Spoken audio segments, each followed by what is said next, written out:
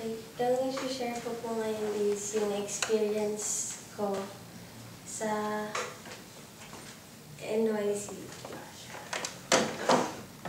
So, first po is, ano kaya yung NYC? So, nung sinabi sa amin nila Bishop, Bro na may leadership training, parang nagulat kami kasi una dapat ako, si Angel, tapos si Dayan. Pero hindi pa pwede si Dayan kasi sa age. So, sumama sa amin si Mon. Tapos, hindi namin alam talaga as in. Wala kami idea kung ano yung gagawin namin doon, kung anong meron doon, at kung ano yun. So, nung pumunta na kami sa teacher's camp, pagpasok namin, akala ko yung sobrang daming tao. So, parang ninenervyos ako. Habang papalapit ako sa door, parang bumibilis yung diba? So, tapos, pagpasok namin, ay okay lang pala kasi medyo mabibilang mo pa yung tao. Tapos yun, kahit na konti, parang ninenervyos ako. So, nung sinabi ni Tita Chachi na, kailangan alam niyo yung breaths, kung ano yung breaths. So, ako todo memorize naman ako. Kinuha ko pa yung booklet namin nung week 10. Tapos, 30 minutes kong binasa. Kasi natatakot ako. Baka may tanongin. So, takot kasi ako. Tapos yun, leadership training yun. Yung activity na yun. So, saan ka makakita ng leadership training na may Christian verses, may Christian teaching. So, ang in-expect mo, di ba, pag leadership training, parang tuturuan ka talaga kung paano ka dapat maging isang leader, kung ano ginagawa ng isang leader. Pero yung training na yun, parang gifted din siya na ma-form ka sa isang tao na mas maganda. Yan. Tapos nung una, ninenervyos kami tatlo. Ayaw pa namin umupo dun sa pinakaharap. So, pinaupo namin si Mon. Tapos yun. Pero nung medyo tumagal naman, nung medyo tumayo kami lahat, tapos may pahag-hag, shoulder to shoulder. Medyo masaya naman kasi naglalaro, tapos tawa na kami ng tawa. Tapos nagbigay na ng assigned groups. Tapos nung nandun na kami sa groups, masaya naman pala kasi akala ko yung mga tao doon sobrang masungit. Tapos parang sobrang talino. Tapos nakakabahan talaga ako kasi parang hindi naman ako ganun katalino. Kinakabahan ako kasi hindi pa naman ako ganun katrain. Tapos yun, nung medyo may mga talks na kinakabahan talaga ako kahit pag-recite sa group namin, hindi ako makasalita. Tapos yun, nung start yung natutunan ko is wala.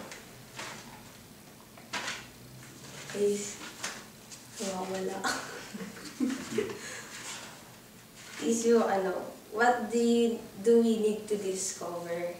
So, yung una is, discover your passion for God, realizing that He is the source of life and love.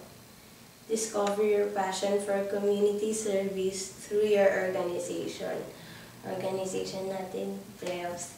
So, sabi dun sa talk, your organization is God's gift to you. Everything that comes from God is good. So, naniniwala talaga ako doon kasi gift nga talaga sa akin ni Lord tong Prayers. Tapos, yung susunod is, laki na ang meaning ako.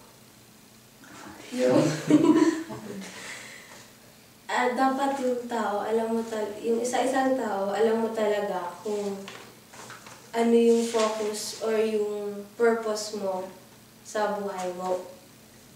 Tapos, kung wala ka kasing focus, di syempre papalit ka ng desisyon, wala ka talagang common na kung ano yung gusto mong gawin sa buhay mo. Kasi passion. Passion. A life without passion is a life not worth living. Tapos, yung sumunod is yung pleasure. Yun. Our highest source of pleasure is God. Diba? Puro God. Tapos, everything is beautiful. We see life through the eyes of God. Happiness is a state of heart. I am happy because I am loved by God. I am at peace because my heart rests in God. I love because I was made by God to love. Tapos yun. Actually, marami pa akong sasabihin, pero sinortcut ko na lang kasi aabutin tayo ng oras. Tapos yun. Nung medyo nagkadramahan na dun, lahat kami umiiyak.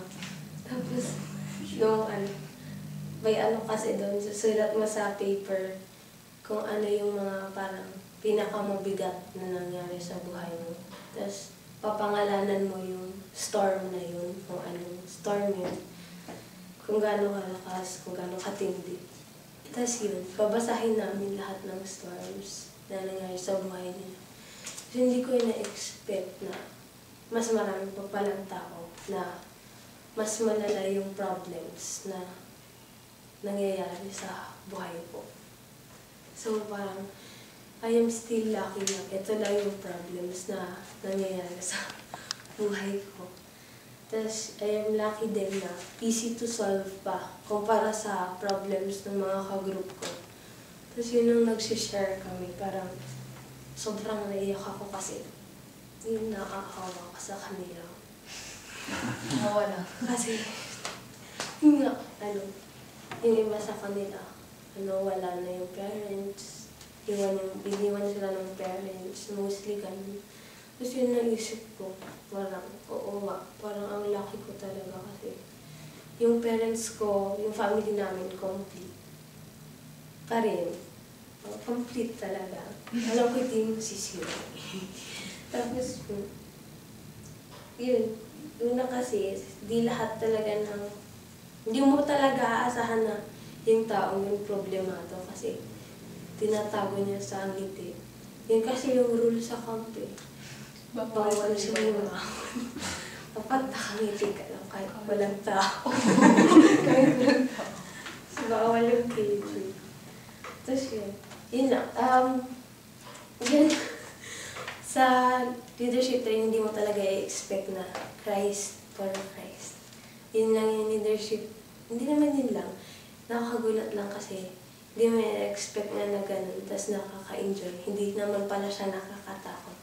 Tapos, yun parang yung formation ng Saturday na na-miss namin, parang hindi talaga namin siya na-miss kasi parang may formation din.